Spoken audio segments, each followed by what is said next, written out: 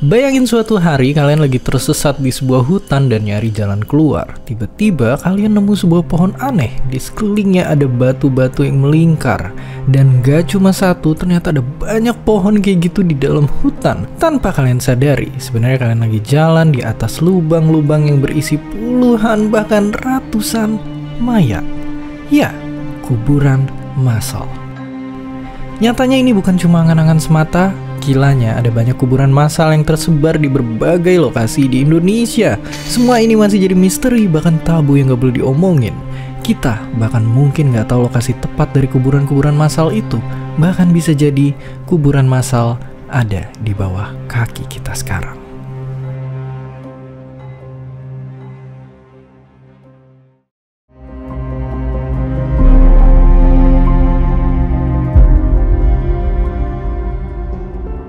Tahun lalu Presiden Jokowi ngeluarin keputusan yang salah satunya ngakuin adanya pelanggaran HAM berat tahun 1965 sampai 1966. Di tahun itu diperkirakan hingga 1 juta warga Indonesia hilang. Ya, 1 juta orang. Angka yang bisa menuhin 13 stadion GBK. Ada yang mati dibunuh, ada juga yang entah mendingan atau lebih ngeri ngilang tanpa jejak. Tragedi ini nimpa semua orang tanpa pandang bulu, apapun latar belakang mereka. Ibu kehilangan anak, suami kehilangan istri, dan anak kehilangan orang tua. Cuma satu yang sama. Semua yang hilang adalah mereka yang dianggap mendukung PKI. Ya, Partai Komunis Indonesia. Salah satu partai terbesar di Indonesia saat itu yang percaya kalau kekayaan dan sumber daya harus dibagiin ke semua orang dengan lebih merata. Nggak hanya itu, 1,5 juta orang juga pernah ditahan paksa tanpa bukti. Alasannya masih sama, dianggap mendukung PKI. Nggak jarang penahanan paksa itu juga termasuk penyiksaan. Dampak dari cap PKI ini juga dirasakan keluarga korban. Banyak yang ikut diinterogasi, dirundung dan dikucilin, diasingin ke tempat antah berantah, dicari dan diancam sampai harus kabur ke negara lain, dilanggar haknya untuk pulang ke Indonesia, bahkan dibikin jadi susah buat keterima kerja di pemerintahan. Dan ini semua masih dirasain sama keturunan mereka, lintas generasi. Oke, semua kejadian ini berujung ke satu pertanyaan besar. Kenapa? Kenapa mendukung partai ini bisa sampai bikin nyawa melayang?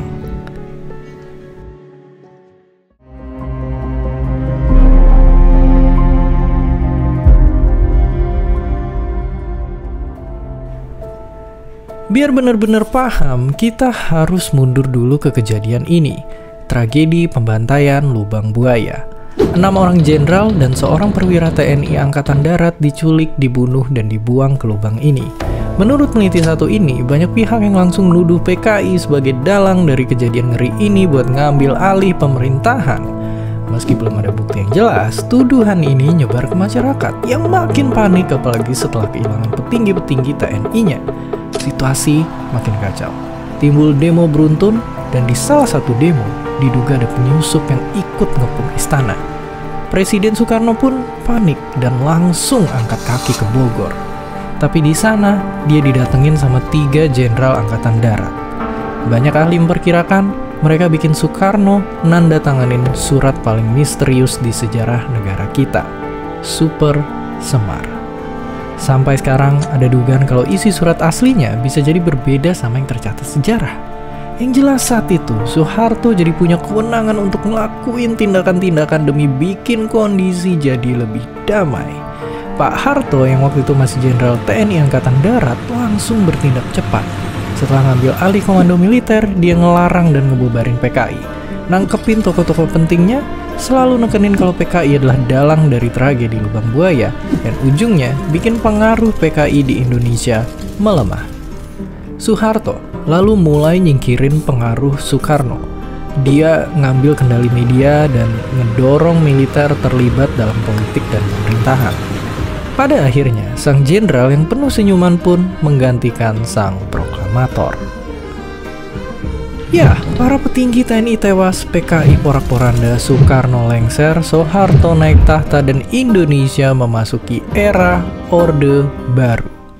Ini semua bisa terjadi berdasarkan satu anggapan, bahwa PKI lah pelaku gerakan 30 September. Tapi sebenarnya ada banyak juga dugaan tersangka lain, mulai dari TNI Angkatan Darat, Soekarno, atau bahkan Soeharto sendiri. Namun perlahan-lahan faktanya mulai terang. Tahun segini, dokumen rahasia intelijen Amerika dibuka buat publik. Dan di dalamnya ada informasi yang bilang kalau ternyata salah satu pelaku utama di balik semua ini adalah Amerika. Saat itu mereka lagi perang dingin dan ngerasa kekuasaan PKI di Indonesia terlalu besar. Amerika nggak pengen Indonesia jadi negara komunis dan ngedukung tragedi ini. Mereka sampai tercatat ngirim bantuan dana dan senjata buat tentara Indonesia. Tapi dari banyaknya dugaan yang ada, kebanyakan orang masih cuma tahu satu skenario yang mau sisiin PKI sebagai tersangka. Kenapa?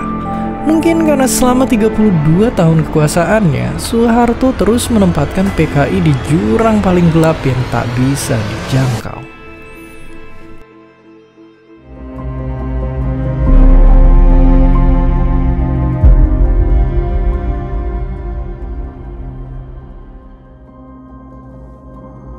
PKI sering dianggap pengkhianat bangsa yang dipengaruhi kekuatan asing. Ini nggak sepenuhnya salah, karena kata Soekarno, mereka emang pernah pengen ngegulingin pemerintah Indonesia.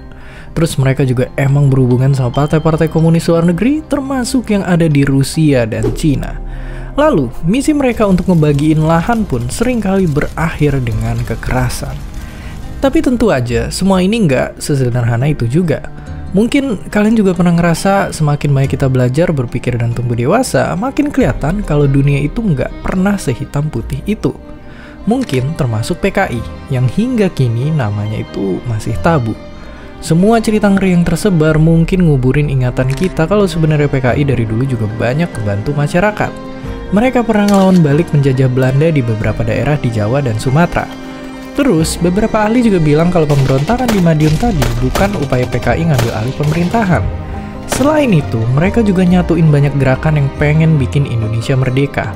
Mereka juga banyak bergerak di bidang edukasi, banyak program PKI yang bikin anak-anak miskin di desa jadi lebih berpendidikan, angka buta huruf jadi menurun, dan gak hanya itu, PKI juga bikin berbagai macam karya sastra, teater, dan seni berkembang pesat, terutama yang temanya keadilan dan anti penjajahan. Ya, jadi dunia seringkali penuh keabu-abuan, tapi di Indonesia, mereka yang dilabelin merah pernah dinilai lebih buruk dari penjahat. Dan apa yang terjadi setelahnya adalah salah satu pembantaian terbesar yang pernah dialami negara kita.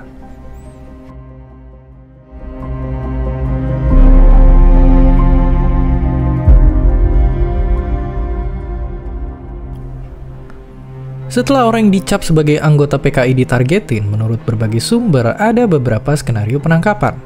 Mereka bisa tiba-tiba dibekap dan matanya ditutup pas lagi jalan malam-malam. Terus begitu sadar, mereka udah ada di sebuah pulau yang jauhnya ratusan kilo dari rumah. Atau bisa juga rumah-rumah mereka tiba-tiba didatengin, terus mereka diseret masuk ke truk bareng ratusan orang lain dan disekap di penjara.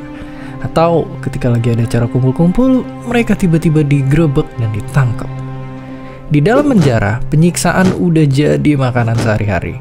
Dan kalau penjaranya udah penuh, semua orang di dalamnya ditembak pakai senapan mesin, atau ditebas lehernya, atau bisa juga ditusuk dadanya. Mayat-mayatnya lalu dibuang ke dalam sumur-sumur di sekitar penjara. Semua orang atau kelompok yang dicurigain ada hubungannya sama PKI dibabat habis. Sekolah dibakar, toko dijarah, perempuan dan anak kecil dilecehin, beberapa ada yang nasibnya lebih, dalam tanda kutip, beruntung karena cuma diteror dan disiksa. Termasuk mereka yang lagi kuliah di luar negeri. Ya, mungkin mereka masih bisa hidup, tapi selalu ngerasa keselamatannya itu terancam. Kejadian-kejadian kayak gini lah, yang nggak cuma dialamin sekali dua kali sama orang-orang Indonesia, tapi terus-terusan sampai tahun berikutnya. Sungai-sungai dihiasi mayat, dan di pantai ombak menyapu bekas darah. Jejak pembantaian ini juga terlihat di data sensus penduduk waktu itu. Ada peneliti yang bikin proyeksi penurunan jumlah penduduk di beberapa daerah Indonesia gara-gara adanya pembantaian. Dan ternyata pelaku pembantaian orang-orang tertuduh PKI ini beragam. Ada tentara, warga biasa, bahkan santri dan ulama. Alasan keterlibatannya beda-beda. Sebagian ada yang termakan propaganda, Sebagian nggak punya pilihan, karena kalau nggak mau terlibat, merekalah yang diancam untuk dibunuh.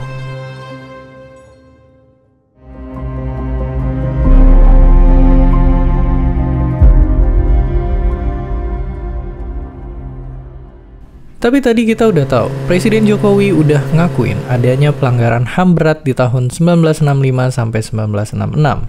Tapi pengakuan itu belum kunjung ngebawa kasus ini ke titik terang. Mereka yang kehilangan kerabat dan sahabat masih belum dapat kabar yang jelas, dan mereka yang terusir ke negara lain juga banyak yang belum bisa pulang. Sampai saat ini, belum ada pula kejelasan soal pelakunya. Sejarah negara kita yang panjang dan penuh perjuangan mungkin gak selalu penuh kejayaan. Tapi, mengakui setiap jejak dalam sejarah negara kita, baik yang mulia maupun tragedi mencekam, adalah tahap pertama untuk kita bisa jadi bangsa yang lebih dewasa. Tanpa pengakuan akan sejarah, kita nggak akan pernah bisa belajar dan maju ke depan. Tanpa keberanian melihat ke belakang, kita nggak akan pernah bisa melangkah dengan benar. Kayak kata filsuf satu ini, mereka yang nggak bisa mengingat sejarah, terkutuk buat mengulanginya. Kata orang, sejarah selalu ditulis sama pemenang. Dan karenanya demi kepentingan sang pemenang, banyak kisah diubah, fakta ditutup-tutupi, dan suara dibungkam. Tapi justru disinilah peran kita sebagai pembelajar dibutuhkan untuk mendengar mereka yang terlupakan, mempertanyakan hal-hal yang selama ini diyakini tanpa ragu, dan terus bertanya demi lebih dekat pada kebenaran. Dan seperti biasa, terima kasih.